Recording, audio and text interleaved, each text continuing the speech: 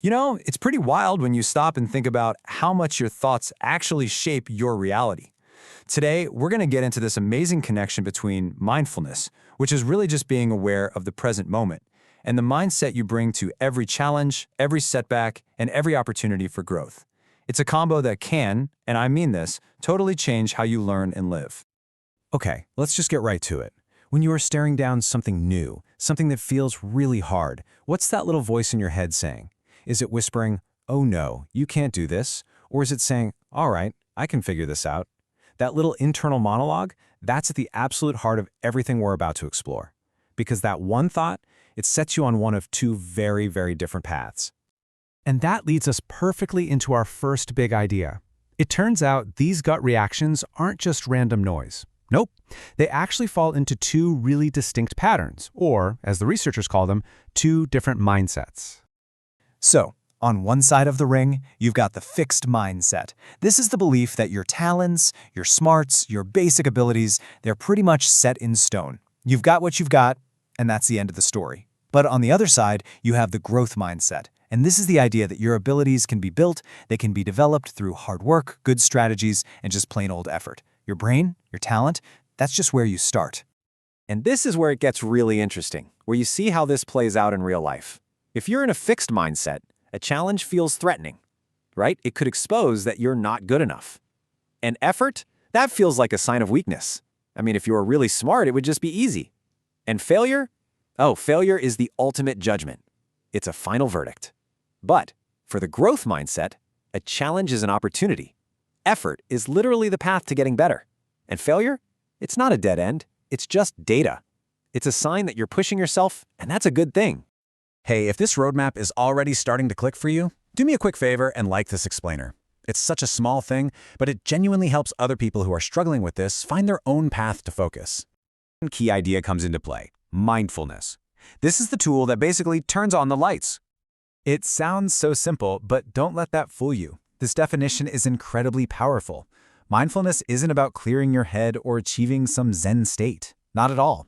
It's simply about becoming an observer of your own mind. It's the practice of waking up to what's going on right now, both inside you and all around you, without slapping a label of good or bad on it right away.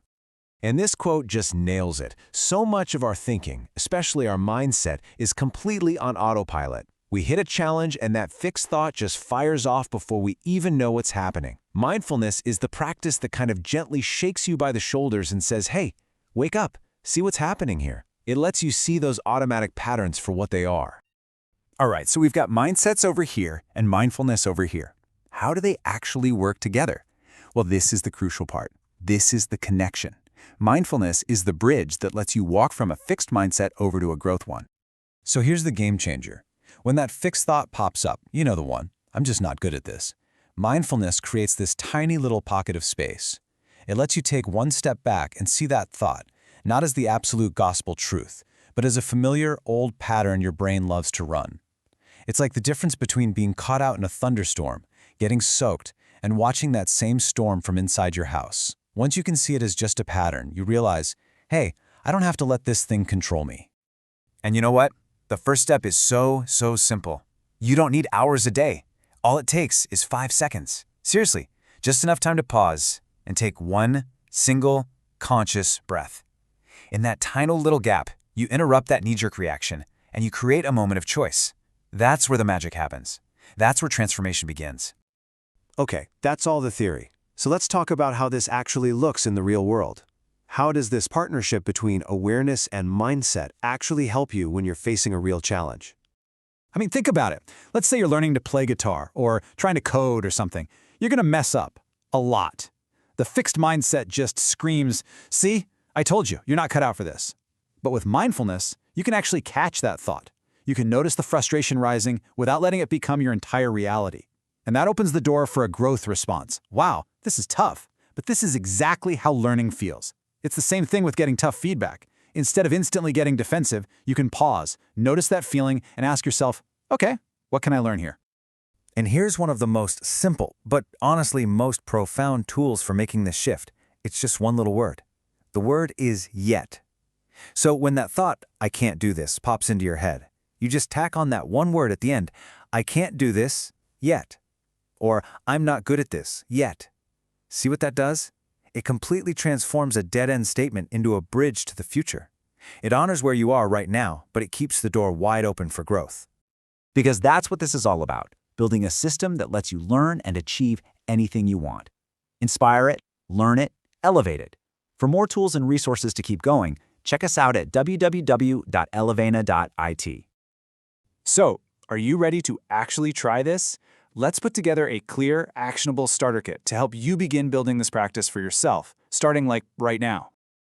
This is the core loop, the whole practice in a nutshell. First, you use that mindfulness muscle to just recognize the fixed mindset thought when it shows up. Second, you pause. Take that 5-second breath. Don't do anything, just watch. Third, you reflect. Okay, what are my choices here? I can buy into this limiting thought, or I can look for a way to grow. Fourth, you actively, consciously choose the growth response. And finally, you act on that choice. You're turning an automatic reflex into a powerful, intentional decision.